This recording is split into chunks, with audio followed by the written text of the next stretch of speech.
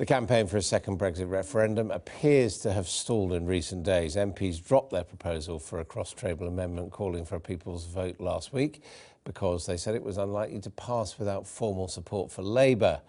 So, where do those who want another referendum go from here? To discuss that, I'm joined by Hugo Dixon, who is the Deputy Chair of the People's Vote campaign, and by Dr Phillip Lee MP, a former Conservative Justice Minister, who is now Chair of the Right to Vote campaign. Welcome to you both. Morning. Is this campaign dead now if you can't even get a referendum when Parliament's having this great debate on the agenda? I don't think so at all. I mean, you've got to see, we've actually come a hell of a long way. First of all, there was that massive defeat of the government's deal, a miserable deal. Then there was Labour trying to get a general election. It failed.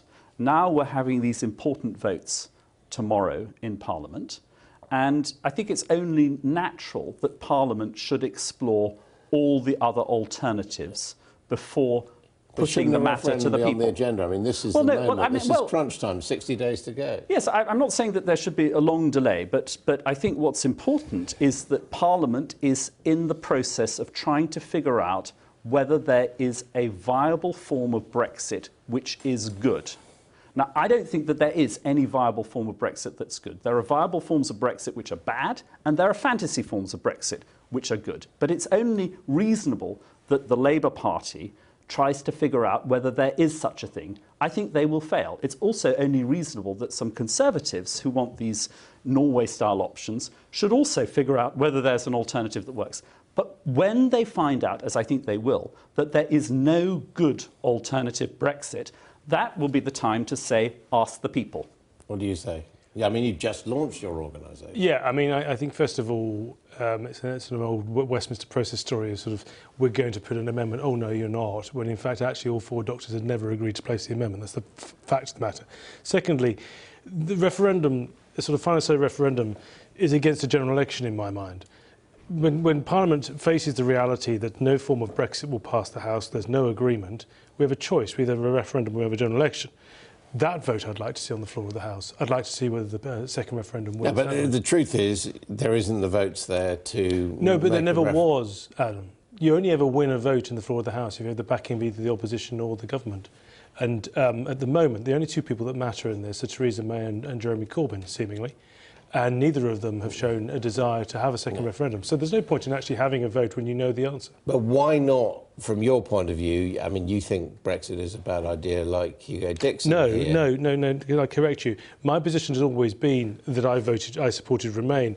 My point is the Brexit we're going to get doesn't match the promises of 2016. So it's invalid. The mandate doesn't carry as far as I'm concerned. So we need informed consent from the public to the Brexit that actually for both of you, actually, a referendum is just a way of reversing the last referendum whose outcome you didn't like, isn't it? I don't think that's true, Adam. I mean, I'm again, as Philip, I'm transparent that I voted to stay. I'm also transparent that I would like to stop Brexit.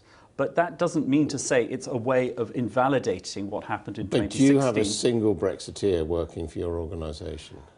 No, I don't. But I mean, but that doesn't mean that. But that doesn't mean that I'm trying to invalidate 2016. I think that what happened is 3 years have happened. A lot of new facts are on the table that we weren't aware of in 2016. But the biggest fact remains the majority who voted for a referendum. Well, I don't know. I think that it's a huge fact that we got 2 weeks ago, which is that there was a 230 vote majority, a historic vote against the deal. The very important point about the 2016 referendum is that it was a real form of staying in the EU versus the fantasy of Brexit. I think what's happened is that now we're looking at the reality. It's only right that the people should have a chance to say whether they want that reality or not. I think the interesting question is going to be to ask members of the ERG who passionately believe in a particular form of Brexit, whether they would rather back a Brexit that falls far short of that, or whether they would rather take their Brexit back to the people. Well, what about you? So eventually, in the end, are you going to vote for this deal?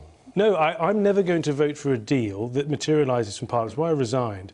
What I want to vote for is a deal subject to a public mandate, because there is no way that the campaign in 2016 matches the Brexit that people are going to get, and I don't think that is right.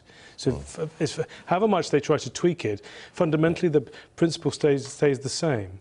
we need informed consent of the public before we proceed with this Brexit. If you both want a referendum, why aren't you working together? Why do we have these well, I mean, front of UDA, people front of UDA and all that? Can I answer that also, that false allegation made in that article? The People's Vote were aware of the Right to Vote campaign being formed. Well, they were so aware am I, from the outset. So we're working in tandem to try to secure that final say referendum, and that has always been the case. And I can say that as well as being the deputy chair of the People's Vote, I am the chair of InFacts, which is a journalistic website.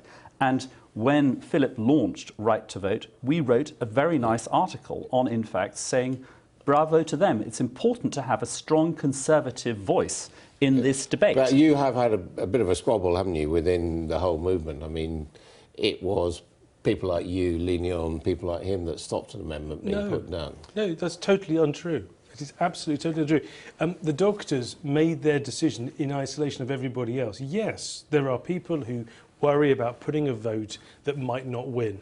But fundamentally, the point is that until a front bench pivots towards a people's vote, it isn't going to happen.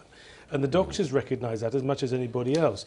I think the question that has to be asked of both Theresa May and of Jeremy Corbyn, that if they're not prepared to do a second referendum, are they saying that no deal is acceptable? Because I don't think they are. I do. And can I just think this point about no deal? It's really important because this week and tomorrow, the focus is on stopping no deal.